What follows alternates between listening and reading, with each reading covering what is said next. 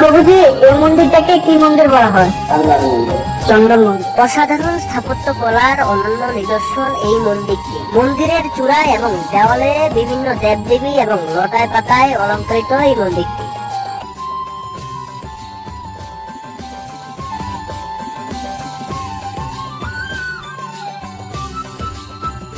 বন্ধুরা, এই বিশাল প্রবেশদ্বারটি দিয়ে আমি প্রবেশ করছি জগন্নাথ জিউ মন্দিরের মূল মন্দির পরিসরটিতে। বন্ধুরা, মন্দির চত্বরে প্রবেশ করতে দেখতে পেলাম মূল মন্দিরটির সামনে দেব দেবীদের বাহক হাতি এবং ঘোড়া সিংহের মূর্তি রয়েছে। বন্ধুরা, এই জগন্নাথ মন্দিরটি 100 বছর আগে ত্রিপুরার রাজাদের দ্বারা প্রতিষ্ঠিত করা হলো। 1976 সালে মন্দিরটি শ্রী চৈতন্য গৌরীমঠ এর দেখভাল শুরু করে। এরপর ভক্তদের সহায়তায় মন্দিরটিকে সাজিয়ে তোলা হয়। আপনারা যে দ্বিতল ভবনটি দেখতে পাচ্ছেন, এমন আরো অনেক ভবন রয়েছে মন্দিরটিতে। এই ভবনগুলা হচ্ছে সাধুদের এবং ভক্তদের থাকার স্থান।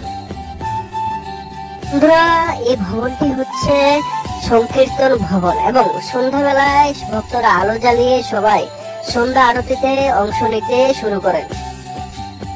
প্রতিদিন ভক্ত পুণ্যার্থী দর্শনার্থীদের আগমনে কণায় কণায় পূর্ণ হয় জগন্নাথ জিউ মন্দিরটি। বন্ধুরা, মন্দির চত্বরটি অসাধারণ সুন্দর এবং পুরো মন্দির চত্বরে ফুল ও তুলসীর বাগান রয়েছে, যা মন্দির পরিবেশকে নয়নাভিরাম করে তুলেছে। বন্ধুরা, আমি ঘুরে ঘুরে পুরো মন্দির চত্বরটি আপনাদের দেখানোর চেষ্টা করছি।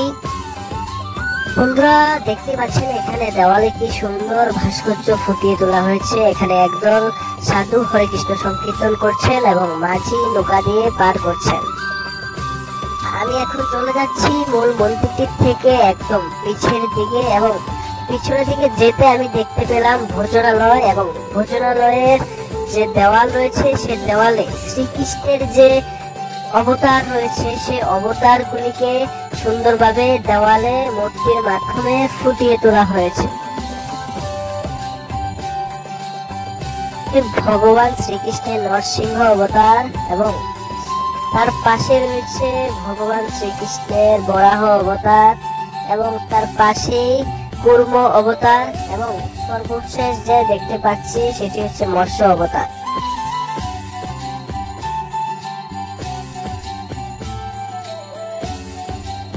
বন্ধুরা, মূল মন্দিরটির ঠিক পিছনেই একটি জলাশয় রয়েছে এবং জলাশয়ের মাঝে একটি মন্দির রয়েছে এবং এই মন্দিরটির নাম হচ্ছে চন্দন মন্দির। কি অসাধারণ দৃশ্য! জলাশয়ের মাঝে একদম এই চন্দন মন্দিরটি অবস্থিত। আমরা আস্তে আস্তে এগিয়ে যাচ্ছি মন্দিরটির দিকে। বন্ধুরা, মন্দিরটিতে ভগবান শ্রীকৃষ্ণ ঠিক পঞ্চনাগের উপর শুয়ে আছে এবং তার পাশে রয়েছে মা লক্ষ্মী। বন্ধুরা, আমরা মন্দিরটি থেকে বের হচ্ছি। এখন আমরা জলাশয়টির অন্য প্রান্তে যাব এবং বের হতে আমরা দেখতে পেলাম যে ভগবান রামচন্দ্র এবং হনুমানজির কি সুন্দর ছবি এখানে ফুটিয়ে তোলা হয়েছে।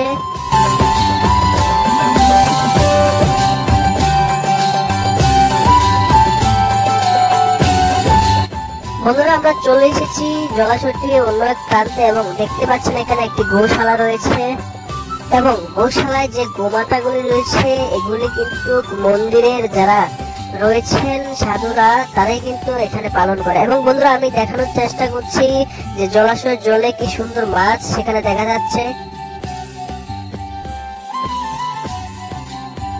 বন্ধুরা, আমরা চলে এসেছি একদম মূল মন্দিরে, জগন্নাথ মন্দিরে এবং ভগবান জগন্নাথ বলদেব এবং সুভদ্রা মাকে আমরা দর্শন করলাম।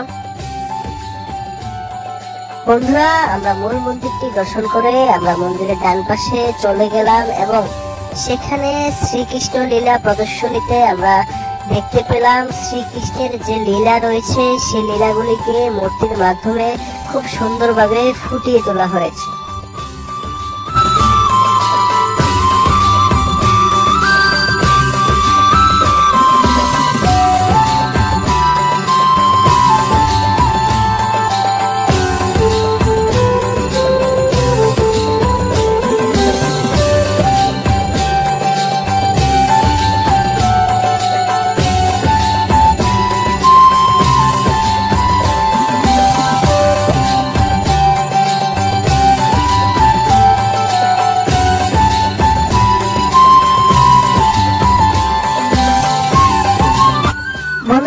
আমরা চলে এসেছি সৎসঙ্গ প্রদর্শনীতে, এবং এখানে শ্রীকৃষ্ণের যে বাল্যলীলা রয়েছে, জন্মগ্রহণ থেকে শুরু করে যে বাল্যলীলা রয়েছে, সে বাল্যলীলাগুলিকে মূর্তির মাধ্যমে খুব সুন্দরভাবে ফুটিয়ে তোলা হয়েছে। বন্ধুরা, এক কথায় এই জগন্নাথ জিউ মন্দিরটিতে এসে আধ্যাত্মিকতা ছোঁয়ায় এক অসাধারণ সুন্দর সময় অতিবাহিত করলাম।